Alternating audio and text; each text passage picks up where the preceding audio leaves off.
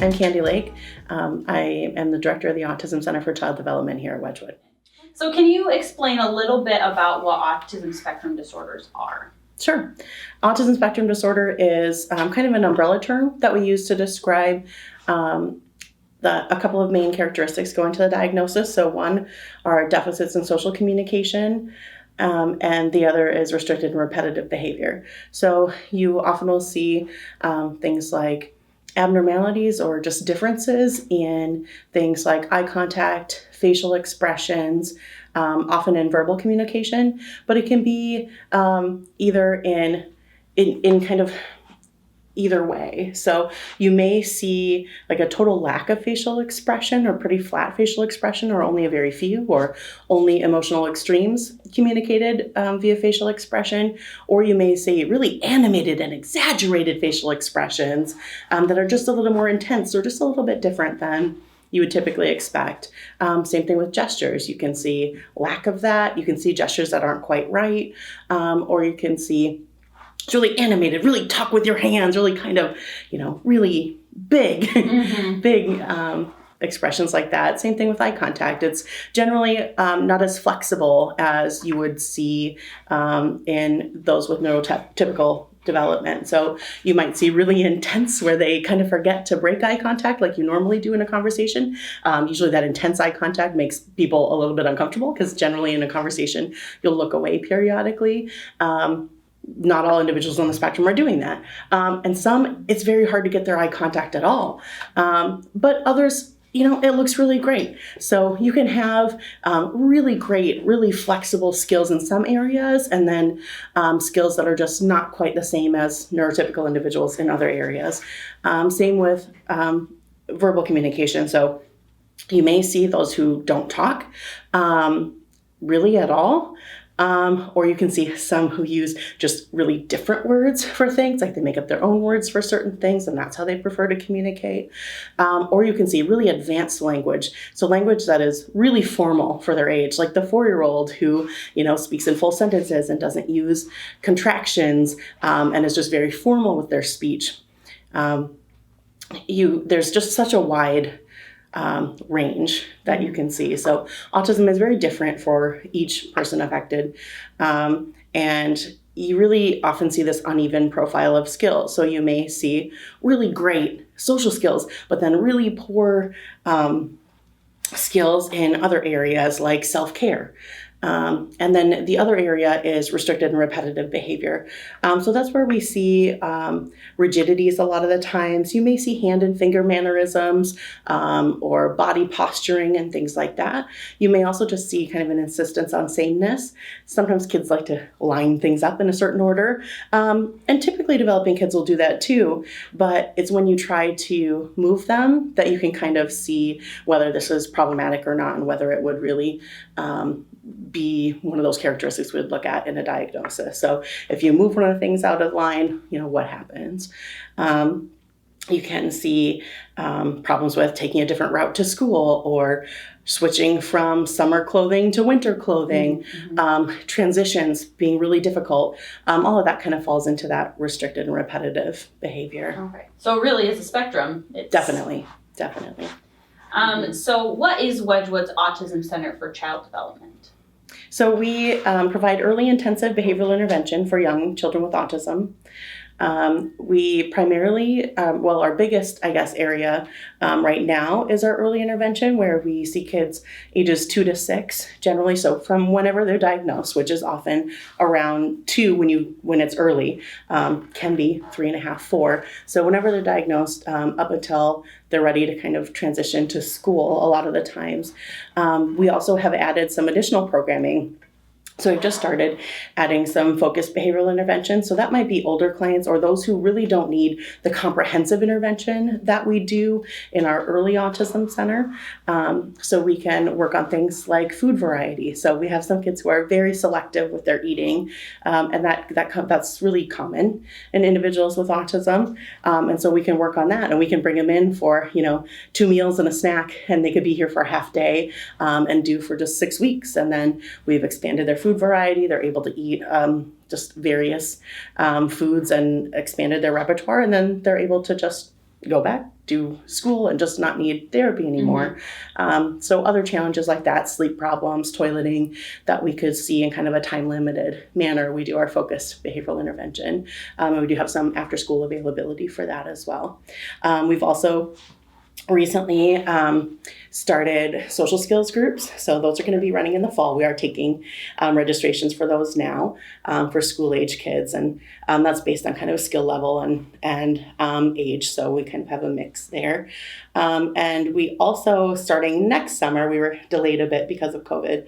Next summer, we'll have our summer camp. So those are going to be 5-week sessions. We'll do 2 of them where we really work on social skills and interactions, friendship making, flexibility, and things like that that we do in the summer. So a lot of times we'll have people who want just summer programming, and that's really challenging staffing wise, because we feel strongly that we want to have staff who stick around, and we don't want to hire a whole bunch of staff for summer and then have to lay them off in the fall, because relationship building is really, really important, especially for young people with autism. And so, and also, we want our staff to be happy and to feel cared for and supported. And so this was one way we could do that. We could hire some volunteers for the summer and have our long-term staff members kind of lead that, and then have some volunteers or some shorter term like camp staff to work with the individuals in the summer. And then kids get that extra support when they have that free time in the summer, and that extra programming that's really designed to help, boost their skills. And then they can go back to school, and it doesn't, negatively impact our staffing or anything like that, or other clients who are getting services. So we're really excited about those new endeavors. Cool. So it sounds like a lot of individualized and comprehensive Absolutely. Services for kids. Mm-hmm. Very cool. Individualized is really, really important. So we don't do cookie cutter type programming here. There is no set curriculum. It's all based on an assessment of the individual client's skills and weaknesses.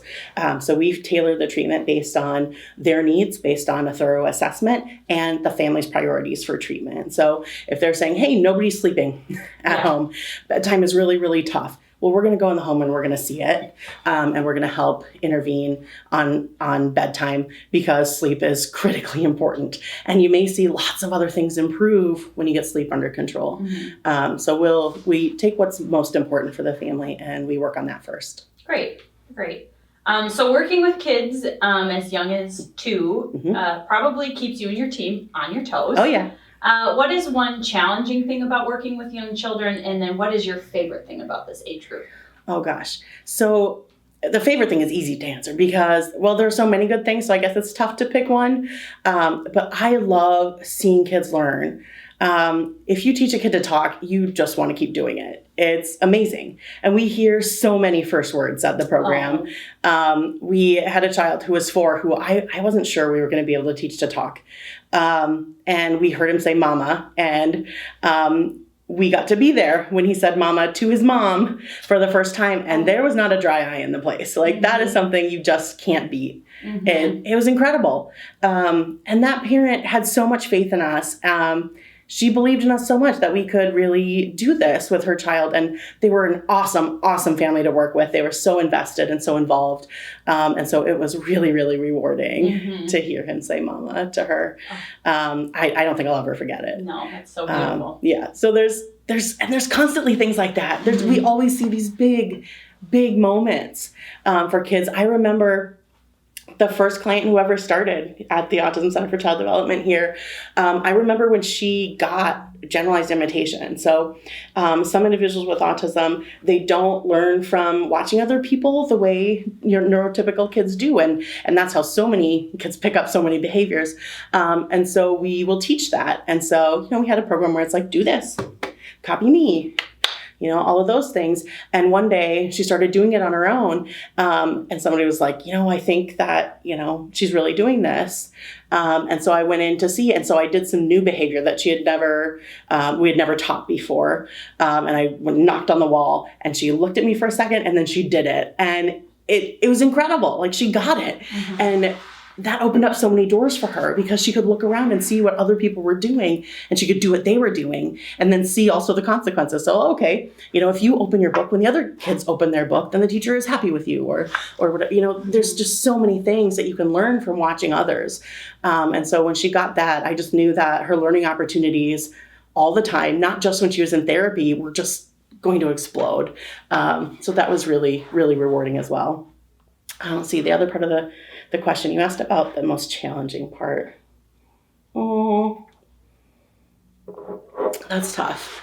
So sometimes we get kids who have had really rough starts. Kids who have been kicked out of other programs or daycares, families who don't have options for people to watch their kids because of their behavior. So sometimes there's self-injury, so the kids are hurting themselves, often because they can't communicate or can't get their needs met, or who are aggressing towards others, like siblings. And that's really, really tough because it's so important to get things better quickly.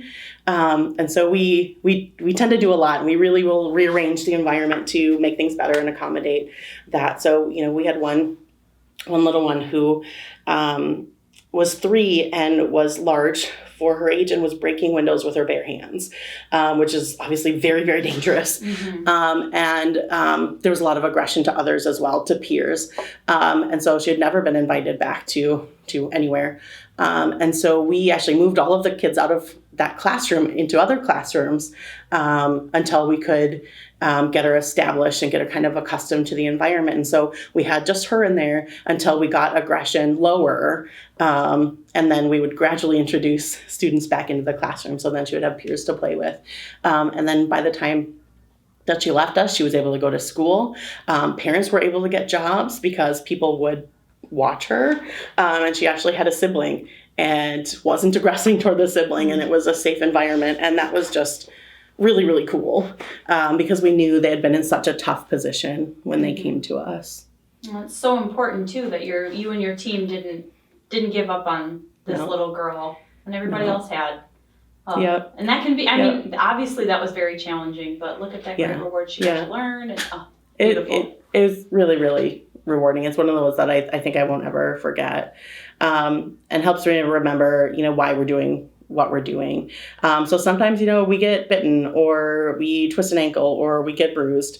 And so we just get better protective equipment and we keep going, because we know that the outlook is bleak if we don't treat some of those behaviors. And it's not that it's autism that's so tough, or, these people aren't broken, but they don't have the skills sometimes to get what they need. And it's certainly not all individuals with autism. Many have lots and lots of skills and don't engage in aggression or any self-injury, but some do. And those are the ones that really, really need us. And we don't want to turn them away. We want to be the place where they can come and we'll help you. So that family, the first day, we took her back out to her parents and we said, she had a good day. I mean, it was a little bit of tough adjustment. She missed you at first, but she did well, and we'll see you tomorrow. And the parents said, she can come back.